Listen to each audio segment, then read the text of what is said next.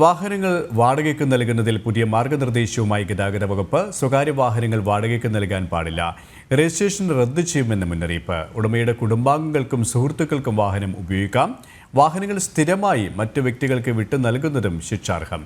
ഇവരുമായി പ്രജിത് മോഹൻ ചേരുകയാണ്. പ്രജിത്ത്, എന്തൊക്കെയാണ് പുതിയ മാർഗനിർദ്ദേശം?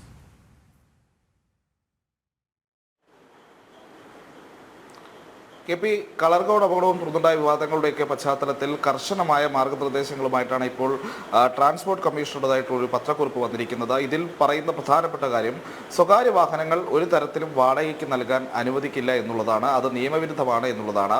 സ്വകാര്യ വാഹനങ്ങൾ ബന്ധുക്കൾക്കും സുഹൃത്തുക്കൾക്കും ഒക്കെ പ്രതിഫലം വാങ്ങാതെ ഉപയോഗിക്കാം. പക്ഷേ ഇത് പ്രതിഫലം വാങ്ങുകയാണെങ്കിൽ അത് നിയമവിരുദ്ധമാണ്. അതോടൊപ്പം തന്നെ ഇത്തരം വാഹനങ്ങൾ മറ്റു വ്യക്തികൾക്ക് സ്ഥിരമായി ഉപയോഗത്തിന് വിട്ടു നൽകുന്നതും അതുപോലെ സ്ഥിരമായി ഈ ആളുകളെയൊക്കെ റെയിൽവേ സ്റ്റേഷനിലും വിമാനത്താവളങ്ങളിലും ഒക്കെ എത്തിക്കുന്നതും മറ്റു വ്യക്തികളുടെ ഉപയോഗത്തിനായി എത്തിക്കുന്നതുമൊക്കെ നിയമവിരുദ്ധമാണ് എന്നുള്ളതാണ് പറയുന്നത്. അങ്ങനെ സ്വകാര്യ വാഹനങ്ങൾ ഈ രീതിയിൽ ഉപയോഗിക്കപ്പെടുകയാണെങ്കിൽ ആ വാഹനത്തിന്റെ രജിസ്ട്രേഷൻ റദ്ദ് ചെയ്യുന്നതടക്കമുള്ള നടപടികളിലേക്ക് കടക്കും എന്നുള്ളതും മോട്ടോർ വാഹന വകുപ്പ് ഇപ്പോൾ സൂചിപ്പിക്കുകയാണ്. അതോടൊപ്പം 8 സീറ്റിൽ കൂടുതൽ ഘടിപ്പിച്ച വാഹനങ്ങൾ അത് വാഹന ഉടമയുടെയും കുടുംബാംഗങ്ങളുടെയും മാത്രം ഉപയോഗത്തിന് വേണ്ടിയുള്ളതാണെന്ന് പറയുന്നു.